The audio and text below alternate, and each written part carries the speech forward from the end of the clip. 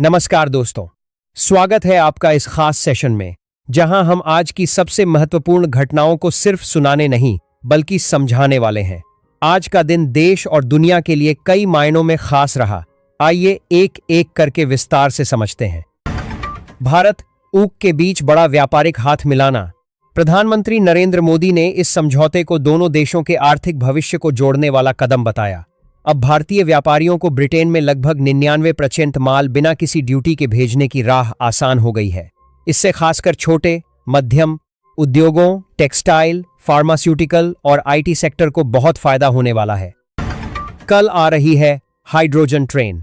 प्रधानमंत्री कल हरियाणा में जींद से सोनीपत के बीच भारत की पहली हाइड्रोजन ऊर्जा वाली ट्रेन को हरी झंडी दिखाएंगे। ये ट्रेन न सिर्फ प्रदूषण कम करेगी बल्कि रेलवे को भविष्य की तकनीक की ओर ले जाने का प्रतीक भी बनेगी। राम मंदिर दान विवाद पर सुप्रीम कोर्ट की नजर। अयोध्या में दान की राशि में कथित गड़बड़ियों की जांच को लेकर सुप्रीम कोर्ट ने उत्तर प्रदेश सरकार से विस्तृत रिपोर्ट मांगी है। राम मंदिर ट्रस्ट ने अब मुख्य कार्यकारी अधिकारी की भर्ती की प्रक्रिया भी शुरू कर दी है। मध्य प्रदेश में विभागीय बदलाव। मुख्यमंत्री मोहन यादव ने पशुपालन और डेयरी विकास विभाग का जिम्मा खुद संभाल लिया है।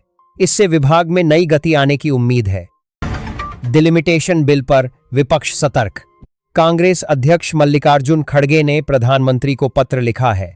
उन्होंने कहा कि नए बिल को संसद में लाने से पहले सभी दलों की बैठक बुलाई जाए ताकि विपक्ष ठीक से अपना पक्ष रख सके। इसरो में बड़े स्तर पर इस्तीफे।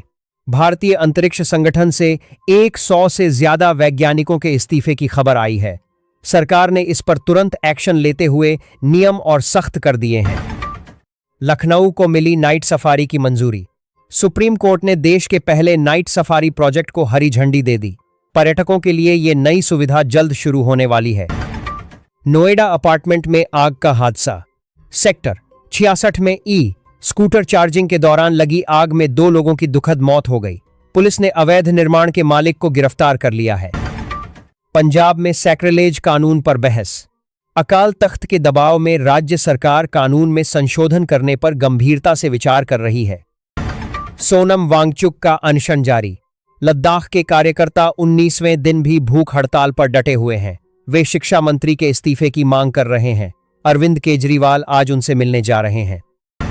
अमेरिका ईरान तनाव बढ़ा।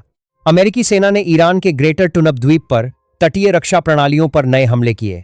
क्षेत्र में तनाव और बढ़ गया है। भारत जापान के रिश्तों में नई ऊंचाई।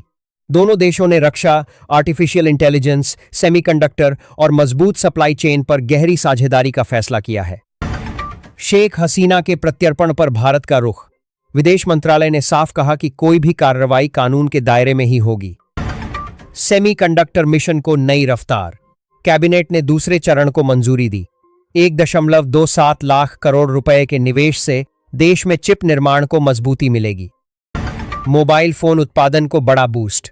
62,500 करोड़ रुपए की नई स्कीम से मेक इन इंडिया को और बल मिलेगा।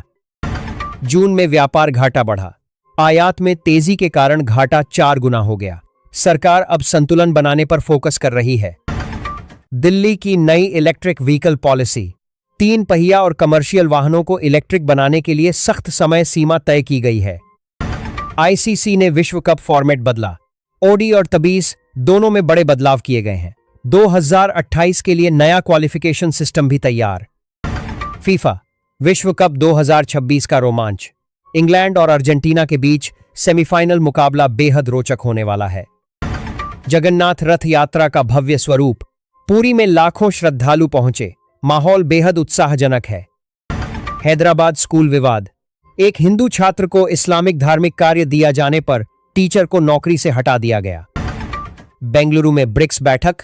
अंतरराष्ट्रीय मानक संस्थाओं के प्रमुख एकत्र हुए। दिल्ली में पुलिसकर्मी की हिट एंड रन में मौत। सिंघू बॉर्डर पर तेज रफ्तार कार ने कुचल दिया। नीट पेपर लीक केस में बड़ी गिरफ्तारी। सीबीआई ने पटना से मुख्य आरोपी को पकड़ा। स्वाति मालीवाल मामले में चार्जशीट। दिल्ली पुलिस ने विभव कुमार के खिलाफ कोर्ट में दस्तावेज जमा किए। अयोध्या ट्रस्ट में नई भर्ती। सीईओ पद के लिए आवेदन शुरू हो गए हैं।